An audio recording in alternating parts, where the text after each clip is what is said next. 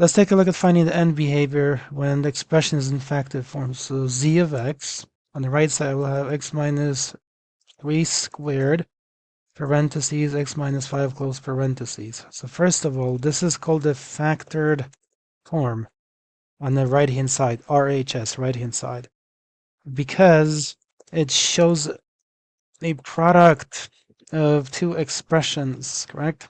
X minus 3 squared is one of them, and then x minus 5, both of them within parentheses and squared for the first one.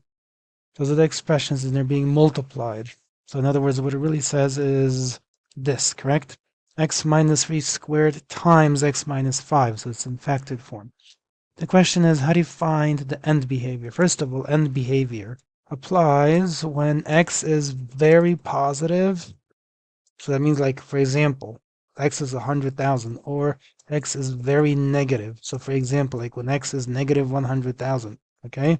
In that case, let's think about what we can do to make this go quickly. In other words, not to have to expand and multiply and all of that. Let's think about this. When x is 100,000, then 100,000 minus 3 squared.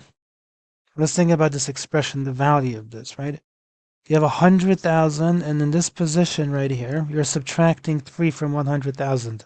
The negative 3 doesn't change the 100,000 here very much. Got it? All right, if you have $100,000 and somebody takes 3 away from you, you're not going to be very upset. Who cares, right? It's $3. Same idea here, okay. Same thing with the next one now. Let's think about this, okay? Imagine when x equals 100,000, then what you have is 100,000. Again, 100,000 is just a made-up value that's very positive and big. Made up still, though. You can put 200 or 90,000. It doesn't matter that much, right? And you're going to subtract 5 from it. Think about this now. Taking 5 away from 100,000 doesn't change 100,000 very much, right? It changes it a very tiny amount. So what this says then is the following. We can drop the minus 3 and minus 5 and make the simpler expression. Again, let's be very clear. For end behavior only, we can make the simpler expression just x squared times x. Notice how the negative 3 and the negative 5 have been dropped. Then you multiply them, so what you really have is x squared plus 1. You add the exponents because the bases are the same, and that gives you x cubed. And this is the end behavior right there, x cubed. And by now you've learned that the end behavior, when this is x cubed, when this is 1 positive, right, so it's positive 1 x cubed, what you have is 3 is an odd exponent, and 1 is a positive leading coefficient, okay?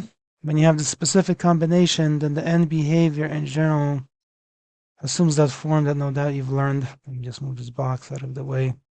Where the graph goes up on the right like this, and it goes down on the left like this. And in the middle here, right, the graph can do all kinds of things. Graph does whatever here. That's not the purpose of this video, okay? It has to be analyzed carefully and individually and so on. What I want you to take away from this video is, and behavior means x becomes very positive or negative. That means you can drop these little constants and just isolate the behavior as I did here. Okay, leave a like if it's helpful.